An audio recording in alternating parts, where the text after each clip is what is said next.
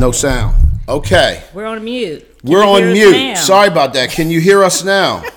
I just went through our whole thing. She just went through the whole thing, and because I was over here trying to get Instagram going, guys. Let us know can if you guys hear us now? Let us know if you can hear us now. We apologize. Good morning. Can't hear you guys. Good morning. Can you hear us now? Can you hear us now? Can you hear us now? Do me a favor. Can you hear us now? Let us know. Yeah, we plugged in. It was the fact that is it solid? It's solid now. Okay, we're sitting on the wrong side, and normally I'm handling those controls, and so Sheri didn't know to look at that, and I normally look at that. I'm sorry. Let's start over. Yeah, Good morning, guys. Absolutely. Let's start over. Welcome to Breakfast with the Brooks. So welcome to Breakfast with the Brookses, guys. My name's Glenn P. Brooks Jr. I'm an author. I'm a speaker. I'm a coach. This is really dark. Let me try and change that really quickly, babe. Do me a favor. I'm going to turn this light up. And who are we sitting here with? The lovely light skin who? I'm Sheri Brooks Jr. And you are? I just said it already. Glenn P. Brooks Jr. We are really not in sync this morning, guys. So we apologize. By switching sides. Yeah, this just isn't functioning. Yep, it's not functioning right. So we're getting ready. Forgive us this morning. Forgive us, guys. So good morning, Instagram. I'm super excited to have you guys along for the ride. We were trying our best to get things up and running on YouTube, and we're messing some things up here. Our situation has switched around a little bit. Candace, good to see you. Karen says, I can hear you. Linwood says loud and clear. Sidna says, thank you for turning on the audio. Our audio was off for a second. You guys couldn't read my lips? You couldn't read the lips? My goodness. So, babe, today we're sorry about that. Yeah, we apologize. We apologize, guys. So let's settle down for a quick second, Sheri. I think that it's really important, and guys, I want y'all to tune in and chime in, whether you're on Instagram or you are joining us live on YouTube. Today, we're going to talk about taking inventory. It's a personal inventory on love and respect, and I think that unfortunately. And there are three categories. So regarding myself, meaning as a man, right? Regarding my spouse, meaning together as you guys. And then we may get a chance to kind of think about it from God's perspective. And we're going to talk a little bit about love and respect. And Sidna said, you're forgiven. Thank you, Sidna. You're so wonderful. I appreciate that. So guys, listen, do me a favor. We are really excited to be back at Custom Homes of Virginia. We were away last weekend. We were doing a workshop downtown Norfolk. And so we're back at our normal place where we broadcast live, Sheri. But I originally started this number of weeks back. And we were talking about the sticky factor, and we were talking about Malcolm Gladwell wrote a book called the Tipping Point is the name of the book. Mm-hmm. But the sticky factor is a thing that companies generally kind of hone in on that allows them to kind of show up, do what it is that they do, and as a result of it, people gravitate towards their product on a regular basis. Right. And when that happens, Jay, thanks for jumping in.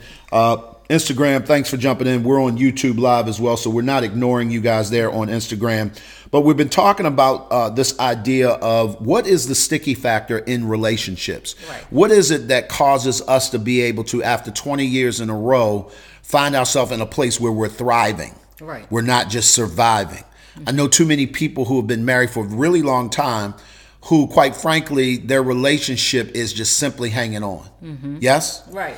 And so as a result of that, the question becomes, what becomes the game changer? What's the sticky factor? Right. And there are a couple things, and we talked about those. Number one, we said was communication.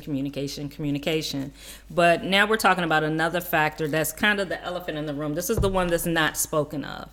And that is love and respect, and why that's so important, why that's critical in your relationship in order for it to thrive. Yep. Now, you can be in a relationship and there can be a lack of respect, there can be a lack of, and when we say love, we're not saying you don't love each other, but the expression of love from your husband to the wife.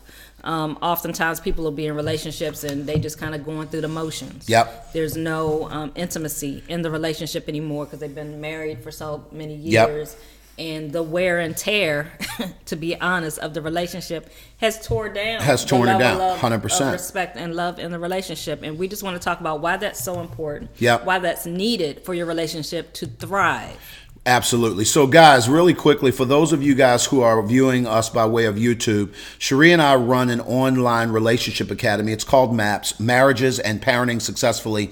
If you need help, if you are in a situation where you need a community of people that can help you grow, same thing with you, Instagram. If you're in a place where you're trying to figure this out, but you're frustrated and you cannot get over the hump, I'm going to suggest it's because you're doing it alone. Right. And the problem with doing anything alone is that you only have your perspective. So we created an online relationship academy that helps people grow, not only in their marriages, but in their parenting as well, even single people who want to get married. And the goal really is to help you level up. So if you can, for those people on Instagram, just click the link in the bio and find your way over to thecrcoach.com. For those of you all who are on YouTube, I want somebody to do me a favor, put it in the chat, and you can put it in the chat here on Instagram as well, www.thecrcoach, C as in constant, R as in relationship, coach.com, and that's where you can find out more information. You can sign up for a free discovery session and we can help you guys out. But for today, we're going to take a little bit inventory and we're going to really help people understand what it looks like to love and respect. So here's the fundamental truth. And I'm not going to preach. Say he's not preaching. He's just giving you a principle. I want y'all to put that in the chat. He's not preaching. Put it in the chat. YouTube, put it in the chat. He's not preaching. He's giving you a principle, right? I'm excited. This is going to be a good conversation. Right. So Ephesians 5, right, talks about, Ephesians 5, verse 33, it talks about husbands, love your wives, and wives, respect your husbands. And so when the writer of Ephesians is talking about that, it's really a command. It's not an option. Right. Most of us are familiar with the idea, babe, that unconditional love is needed in order to make a relationship work. You have to be able to love people regardless of the conditions and or the circumstances. Right. But very few of us can wrap our mind around the idea that we have to also respect one another regardless of the circumstances. Right, and I want to challenge that even to a degree. Overall, people know that you have to have unconditional love, but I would dare say when people get married and they go through their vows, you know, for richer, for poorer, in sickness, and when you recite those vows, you're just reciting them. Mm-hmm. People don't really realize what you're committing to. Yeah. And they don't consciously think about it. It's like you just go through the motions, you just say it, you just repeat what the priest is telling you to say. You know, you just repeat it. Did you say the priest? The priest. Yeah. The priest. That's the your preacher. Catholic background? Sorry. Most of these people, they probably say, I didn't get married at the preacher. Whoever minister, is doing the nuptials. Right. They say you repeat the vows. You just repeat. You just repeat the vows, and you don't really look at or nobody is evaluating the significance. Nobody's evaluating what that really means. I mean, when you think about for sickness or health. Sickness and in health. In sickness and in health. That means in sickness and in health. So if there's a major illness that happens, and it's funny because with us, I remember before we got married, that was one of the questions I asked you. Mm-hmm. I asked you, if something were to happen to me and I were to become disabled and I wasn't able to not only be physically intimate with you, but if you had to take care of me, is that something you could do? And I'll be honest with you guys, as terrible as it sounds, I paused. This was long before we actually, were engaged. But I paused. I was like, I don't know. That's a good question. Right, but people I haven't thought of that. And the challenge is that people don't think about that. Right, people don't think about that. So even when it comes to love and respect, people don't really think about, when I'm committing to this person, I'm saying I'm going to respect you as a woman. The command and the word says I'm supposed to respect you. So I'm going to commit to respect you regardless of what you do. There's a level of respect that's due you in your position as my husband. No different than it is for my supervisor at work. There's a certain level of respect that person is due, whether I like them, whether I agree with them, whether I think they're a jerk, whatever. no matter what, there's a level of respect that is due that person because of their position. Right. And I think that we forget that when we get married, because you become familiar, and you forget that when you married them, they're in a certain position in your life. And the same goes for men with women. So real quick, Instagram, I know you guys feel like we are not paying attention to you guys, but we are. We also are live on YouTube. If you guys want to subscribe to our YouTube channel, do me a huge favor. Go to the link in your bio, click the link, subscribe to the YouTube channel. This is Breakfast with the Brookses. For those of you guys who are just tuning in, appreciate you guys for coming along for the ride. Today we're talking about love and respect, and I think that unfortunately this idea of loving each other is something that's common, and I say unfortunately because what's unfortunate is that there's a mutual piece of it for men. Men don't feel respected, right, can't really connect to love. In other words, we need respect in the room, and we're taking our community, our MAPS Relationship Academy, and our community through a book called Love and Respect. And one of the things that the book says, and if you guys want to join us there, that's fine. One of the things that the book talks about, and I love it, and that is if you think about food or water, right? Food you need, but water you can't live without. Right. Let me help you guys understand. Food you need, but water you can't live without. It is a fact that people can last longer or survive longer without food. But they cannot survive without water. Right. Does that make sense, guys? So I have gone without food for almost 40 days in a row in my lifetime. Right? It's called a fast. There have been times where but I promise you, your body is not set up to go without water. Now, I want to make a translation here. If you look at love and respect, most people, men, I'm talking about men can not, they can ride with you without love for a minute, for a long time, but they absolutely can't ride with you without respect. Right. So love is food. Respect is water to men. Does that make sense? Whereas women, it's the opposite. Right. For women, love is water. Right. And the respect is food. Now, women need to be respected. They need to feel respected in order to rock with you like that. But they absolutely cannot do relationship with you without the love. Right. They can't do that. Right. And for a woman, basically, if you're loving me, you are respecting me.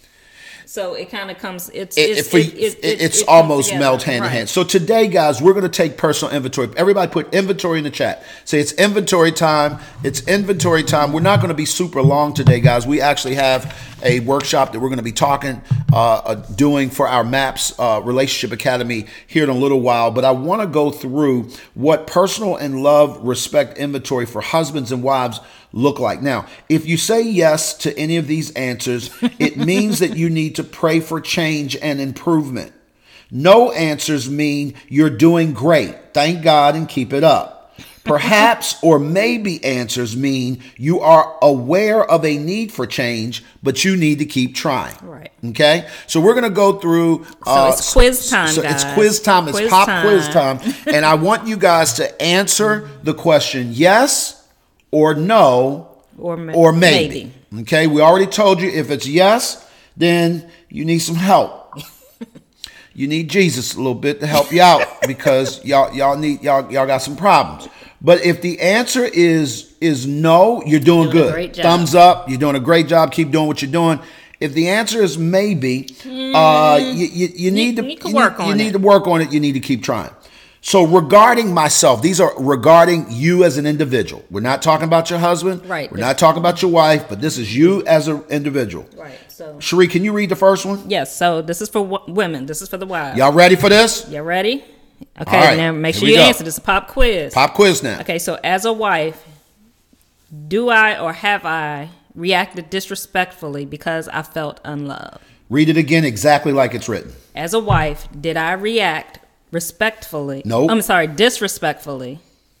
As a wife, did I react disrespectfully because I felt unloved? So let's think about a scenario that you guys have gone through recently in the last couple of weeks. Ladies, the answer is, did you react disrespectfully because you felt Unloved. Unloved. Wives, do me a favor. Put a yes or no or maybe. I don't know. Perhaps. Okay.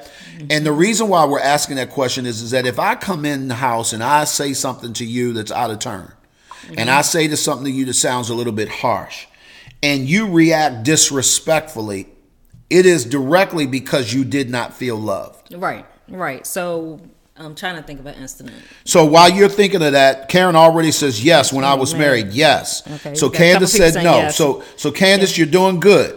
You're doing good. You're self-aware to know that, listen, right. Just because he comes in and he says whatever he says or he does whatever he does, it doesn't give me the license, sort of, if you will, to react disrespectfully. Right. Now, if I do, it's because there's a fundamental level of unawareness that I'm having. So the question is, as a wife, did I react disrespectfully because I felt unloved? Now, the next question, did you think of something? No. Okay, so the next question is, as a husband, did I react unlovingly because I felt disrespected? So any men that's on the line, if you're a husband, I need you to answer this question. Did I, let's say the scenario came, whatever the scenario was this week, I wasn't in your home. So you have to think about the scenario that played out in your house today, yesterday, this week, maybe in the last month, 30 days. Think of a situation where your wife said something. The question becomes, as a husband, did I react unlovingly because I felt disrespected? And if the answer is yes, put yes. If the answer is no, put no. Because here's one of the things that I want you guys to drill down on, and we're going to keep going with these in a minute. But Sheri, I need people to be aware that when you respond, it's because you're responding out of a feeling. Right. Not out of a knowing. Right. I got a situation. Please. Okay, so yesterday. Yes. We were home. Yes. We were working. And you were asking me to do something, or you had asked me to do something, and you kind of switched up. Okay. And I got a little frustrated. So to paint the picture, I was asking you to do something. I'd already asked you, can you do X? Right. And then in the middle of you doing X, I switched up. Right, because I had moved on to another page. I was doing schoolwork.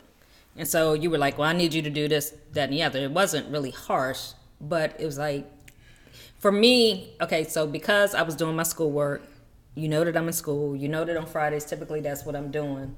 I had did some things for you before I started working.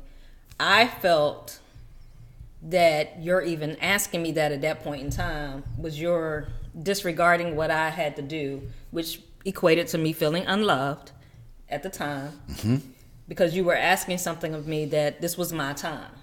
So I felt like you were intruding upon my time. Got it. And so how did I respond to that?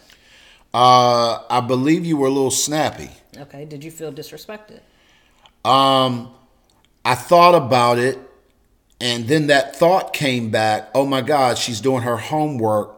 So for me, I didn't feel disrespected, but I did feel like that was a little much, like your response. But for me, because I recognize it, it's almost like I'm sort of in the middle of the thought, I realized I just stepped on your toe. Okay. So for you to say ouch, or for you to push me, or for you to react out of the pain of being stepped on your toe, in this case, stepped on your love, right, it will cause you to do that. So I didn't take that personal. Okay. I could have, and I did fellowship with that. I did think, well, man, she could have said that a little different. Like, why is she coming to me with all that kind of energy or whatever? But it dawned on me sort of in that split second, in that moment, that no, she's not responding to me because she's being disrespectful. Right. She's responding to me because I was being unloving. Right. Because I did not honor her time that she said. So I would say no, but it was almost a yes. It was almost a yes, because I promise you, I went there for a hot second. Right, and even though I felt that for a minute, I didn't stay in that place. Yeah. And I just moved on. Because I was like, I'm not going to stay here because this could get really ugly. Yeah. If I stay here and I had to tell myself, he's not doing this on purpose. Yeah. He's not being unloving on purpose. He's in his zone. He's doing what he's doing. And so that's, a situation that could have turned very, I could have been extremely disrespectful to you.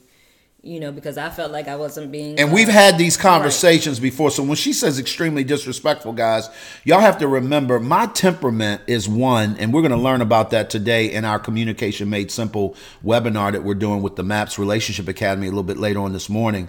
But my temperament is one of a flamingo. And when you think about the nature of a flamingo, the characteristics of a flamingo, they're bright. They're always loud. They're always excited. They always run in packs. They always, they're frilly. They're just really, they're extra, right? Yeah, I guess it's probably a great way to put it. Not in a negative sense, but they just by nature are extra, right? Sheri's temperament is more like that of a chameleon or even a turtle in many cases, and primarily.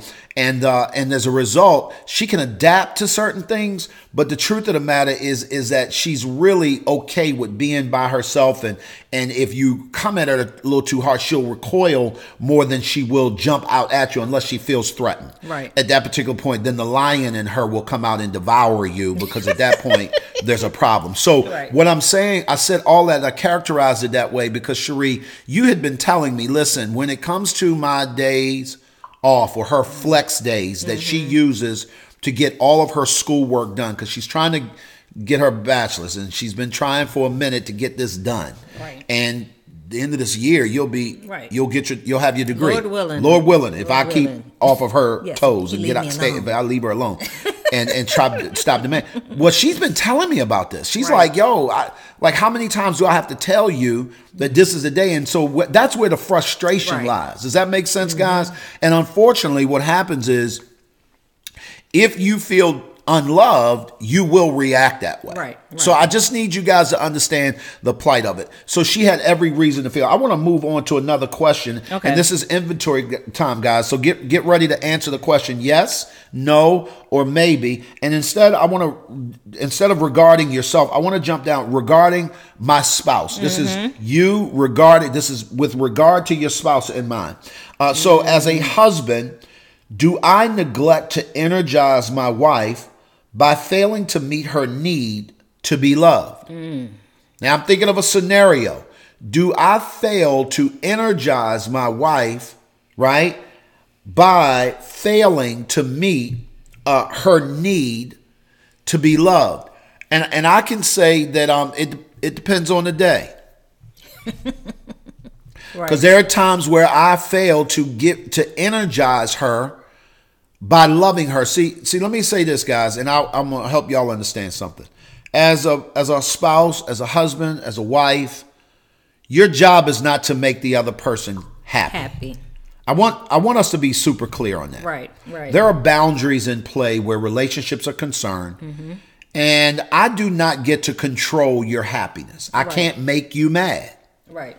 I don't have that much power, and I don't have time to unpack that. Right. So I'm not going to debate that, nor am I going to explain it, but so thoroughly. But the challenge becomes because I don't have the ability to make you feel any type of way, what I do have the ability is to create an environment where you do feel like you can be happy.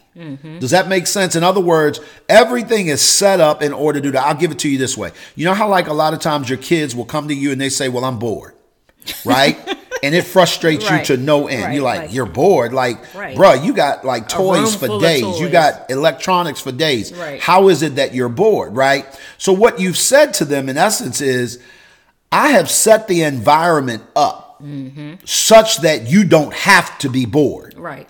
However, if you are bored, that is your choosing. Right. Does that make sense? Right. If that makes sense, guys, give me a thumbs up because I'm trying to make sure I'm saying this because I want you guys to understand that when it comes to love and respect, I have to create the environment that makes her want to feel loved and has the components of that in it. So when I go back to the question, do I neglect to energize? There are sometimes that's me setting the environment. Right. Energizing her is me saying, how does that look? When I energize her to feel loved, I energize her by meeting that need. So for instance, if we use the last scenario, it is, okay, today is Friday. This is the day that you normally do your schoolwork. Mm-hmm. I am going to energize you by getting out the house. I am going to energize you by cooking you breakfast, because I did that, right? Yes. Mm-hmm. I am going to energize you by serving you some kind of way that helps you to stay focused and helps you to stay on task and lends to me getting out of your way. Right. And I think one key word you said was serving.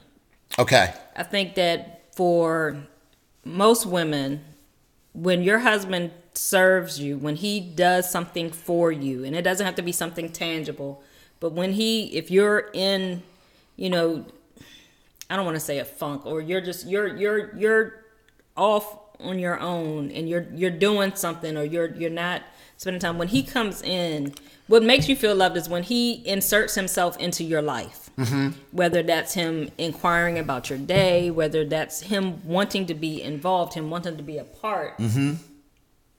When he inserts himself by serving you in some way, that shows you that he loves you. Because if he's on his page and he takes the time to do something, that could be taking the time to leave you a little love note that morning. It could be taking the time to give you a card. That could be taking the time to give you flowers, whatever it is. But when he takes the time to do something, to insert himself into your life, that's showing love. And so when he's not feeling, just to go back to the whole topic, if he's not feeling respected, he's not going to want to take the time to do those things. So let's switch over to regarding, we're going to stay with regarding. I'm going to ask this one. Go ahead. So wives, regarding my spouse, do I say, no way I'm going to respect him until he starts loving me? I'm not showing him no respect until he starts showing me that he loves me. Be honest, ladies. Be honest. Yes, no, or perhaps, or maybe. Be honest. I want y'all to answer that question. And say it again, babe. I'm not going to show, do I say, no way am I going to respect him until he starts loving me or he starts showing me love. And so we've heard this time and time again with individuals, couples that we coach, that's their thing. Well, I'm not going to give him that. Mm-hmm. I can't respect him because he ain't doing what he's supposed to do, or I can't respect him because this, that, or the other. I'm not going to respect him until he does this. That don't have nothing to do with it. Your command is to respect him regardless. Now, I'm not saying if somebody is abusive to you that, we ain't talking about that. We talking about just normal marital issues, normal stuff that you go through in a normal relationship. That, you guys are just bumping heads or y'all not on the same page. That is not cause for you to disrespect that person. That doesn't give you a license 100%. To disrespect your husband. 100%. And I think that what happens is, guys, the reason why we feel like we're justified in treating them that way, because we live in a tit-for-tat world. Right. We live in a very petty society. Right. We live in a culture that says, listen, if you do this to me, I'm going to do this to back. I mean, we got politicians that use the media in ways, quite frankly, to go get back. And it's a lot of them. It's not just one. And it's crazy because that is, I think, just a broader view of what we all do individually anyway. This is not just them. We all are petty, or we all have the ability to be petty. Deidre just jumped in on Instagram. Good to see you, D. Good to see you. Can't wait to May. Cinco de Mayo is coming. My Family Rocks cruise for grown folks. I love it. We there. But guys, listen to me very, very carefully. Here's the truth. When it comes to love and respect, those are things that, and let's just be dead real, they have to be learned over time.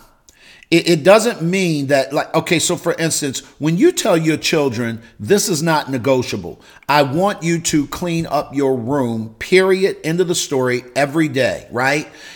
It is a command from you as a parent. But until they are properly trained and have had the tools to be able to figure that out and the window to do that, that generally doesn't happen right away. And the same happens in relationships. I had to learn to become this guy. Right. You know what I'm saying? God bless my ex-wife. She's on Instagram right now. And she can tell you I was not this guy at all when we were married because I didn't know how. Right. And I think, unfortunately, there is this thought that you instantly know how to love. As coaches, we're seeing relationships come unglued, not because people don't love each other.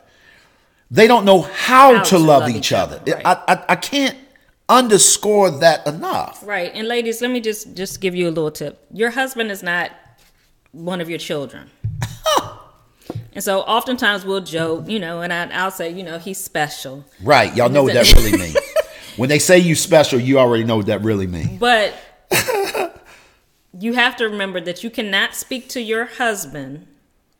Well, you shouldn't be disrespectful to your children either, but you can't speak down to him. You can't, it's not my job as his wife to tell him what to do, per se. And so what often happens, one way that wives often show disrespect to their husband is in the way that we talk to them. We talk to them disrespectfully, like, I'm telling you, you better do that. I told you. Right. I done told you not to do that. Right. Who am I talking to? It's like, bruh. And that's where, as a man, now, right. And I told y'all last week or the week before, so when a man feels disrespected, ladies, please understand this. Whether he does it or not, he wants to fight. Right. Y'all hear me? A lot of times when men are disrespected, there is this either fight or flight thing that happens with us. And most of them in marriage, you hope that they resort to flight, but that looks like them pulling back inside. So a flight in a marriage looks like he stops talking to you. Mm-hmm. Flight in a marriage looks like he don't come home right away after work. Right. Flight in marriage looks like, you know what? I changed my mind. I know we were going to go on date night, but I don't want to go no more. Right, flight looks like, we're not close. We don't feel connected because he ain't trying to fool with you like that. Right. And the reason why is because there is a level of disrespect in the room that he feels. Now, whether it's really there or not, whether he caused it or not, whether it is his fault or not, it's there. Right. And so he typically is going to respond out of that. Now, for the fighting guy, unfortunately, there are some women who've gone through domestic abuse because of, now please don't misconstrue my words, he has 100% responsibility for ever putting his hands on you or anybody else. But oftentimes that's initiated out of a feeling of disrespect. Right. And he doesn't know how to express that healthy and properly, and he lashes out. The same would happen with a man in terms of if a man disrespected him like that, he would do that same lashing out in that regard as well. Right. It's wrong. Right. But that's generally the response and how that goes. Right. And I think that as women, we have to realize you cannot push a man in a corner and expect them not to come out swinging. Now, I'm not talking, it may not be physically swinging. Yeah. But expecting them not to respond. And I'm going to speak to this from my own personal experience. In my first marriage, I don't believe any man should ever put his hand on a woman. I don't believe that. I was in a domestic, a physically abusive relationship in my first marriage. But I honestly have to say, probably 90% of it, I pushed him in the corner. I initiated it in a sense. I kept going at him disrespectfully, just saying whatever popped in my head. You ain't no kind of man. You ain't this. You ain't that. You ain't this. You ain't that. And so when he lashed out, yes, he was wrong for putting his hands on me, but I didn't give him much choice because I kept pushing. And ladies, you have to remember, you are dealing with a man. Right. Right. You cannot keep pounding at somebody. You cannot, even verbally, if you cannot verbally keep going at a person, keep disrespecting them, and not expecting them to react. And for a man who's immature, who doesn't know how to handle his anger, who doesn't know how to manage his heat, it's going to come out that way. It is, unfortunately. And so oftentimes we push men into a corner. And then when they come out, and like I said, I'm not saying that it's right for a man to ever put his... It's 100% wrong. It's never right for a man to put his hands on you. But if you keep pushing a person, don't be surprised at the response that you get. Yeah.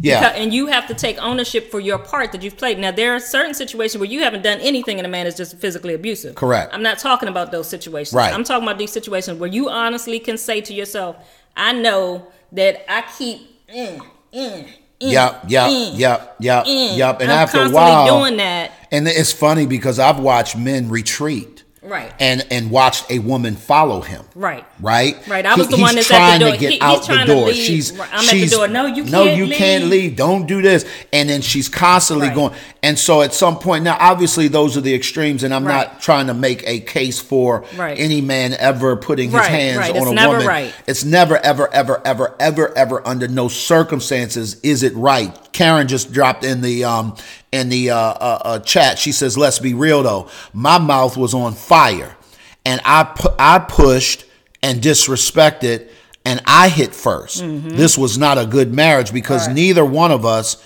knew how to be married. And so what we're talking about, guys, is coming to a place. Sorry about that. I kicked the table. Sorry about that. What we're talking about is this idea of creating an environment where we can honestly love our spouses. And next week, we're going to talk about some things, and I'm going to give you guys some how-tos, and I'm hopefully going to get a chance to interview a couple so that you guys can see what this looks like up close and personal. A couple who I'm just kind of waiting for their schedule to shake loose a little bit, who I think are the quintessential couple that can help you guys sort of understand how to take this information and make it work for you. I will say this. I want to invite you, if you're listening by way of YouTube, I want you to click on the link, and guys, do me a favor, Karen or somebody, drop it in the chat so that it's a link that people can go to. But guys, I need you all to understand that we're helping people every day in the Relationship Academy, the crcoach.com, where we're actually taking this information and we're breaking it down and we're giving you all the tools and we're unpacking it in a way that really helps you to be able to utilize it. So it's just today, these lives that we're doing, it's surface at best. Let's just be dead real, because I can't see you. I don't know your specific situation. I can't speak directly into your scenario. But I promise you, it is something that can be done. You can work through that, but you really need a community to help you. You're 1,000% correct. I don't know how to pronounce your name on Instagram, but you said fight isn't always physical. Do me a favor and put your government name in the chat. Kwani, if that's how you, Kwani Music, is that okay? Maybe that is. I apologize. I'm just trying to figure out if I'm pronouncing it correctly. But fight isn't always physical. It is not. It is emotional. It is with words. You know, fighting for a man sometimes can be belittling you, second guessing your leadership. If Daquan, okay, what's up, Daquan? Good to see you, bro. Oh, I know who that is. My man, dope musician. So one of the things that I want to help you guys understand is that when a man emotionally shuts down or disengages from you, that's a fight. Right. He is. There are people who fight passively. Right. It's called get back. Like, I'm going to get you back. And it's a very passive aggressive way of fighting you. There are sometimes, ladies, where your man will hear you and he will not respond. Right. And that's very much on purpose. Right.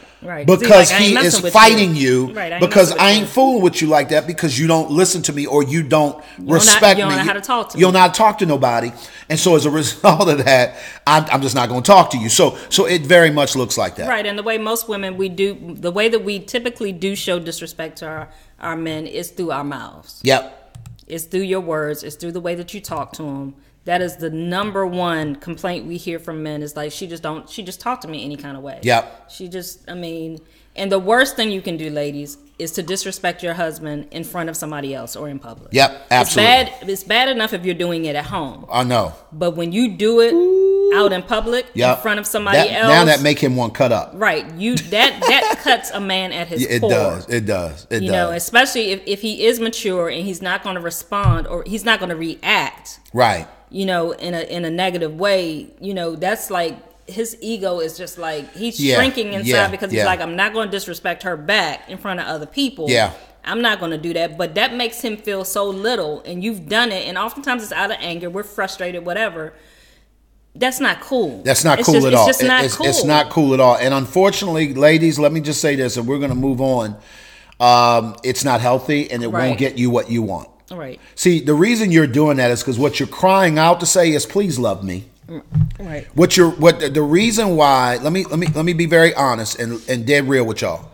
The reason why you are going to those kinds of lengths to get his attention, listen, I get it. It's because you're really crying out to say, I need to be loved. Right. And so, ladies, you're not necessarily doing that to be mean.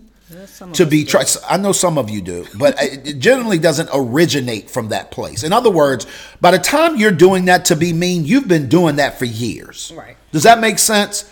But when a relationship just starts out, whether you're dating, whether you're newly married, when you have a woman that goes there verbally and then she does it in public, oftentimes that is a cry for something she's not getting from you. Right. And she doesn't know any other way to get your attention but to be disrespectful. Right. Because that's the only way she gets a rise out of you.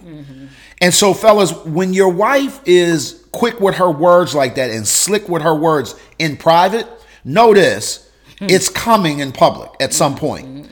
You would want to get ahead of that curve and figure out this is where you may need therapy. This is where you may need a coach. This is where you may need a community to help you say, look, how do we get this in order? Because this is going sideways quick. Right, right. And I think that oftentimes as women, we're taught, the squeaky wheel gets oiled. And so you feel like you got to ramp it up. You got to make them hear you. You need to hear me. You need to hear me. Yelling at a person, screaming down on a person, being disrespectful and saying what I got to say, no matter how it comes across, is not getting the wheel oiled. That's a good way to put it. I agree that you need to be able to communicate what your concerns are. You need to be able to communicate your needs, but you do not do that disrespectfully and expect to get the result that you truly want. Correct. I can sit down and talk to you and tell you, hey, I'm not feeling like you're spending enough time with me, or I'm not feeling like you're helping out around the house.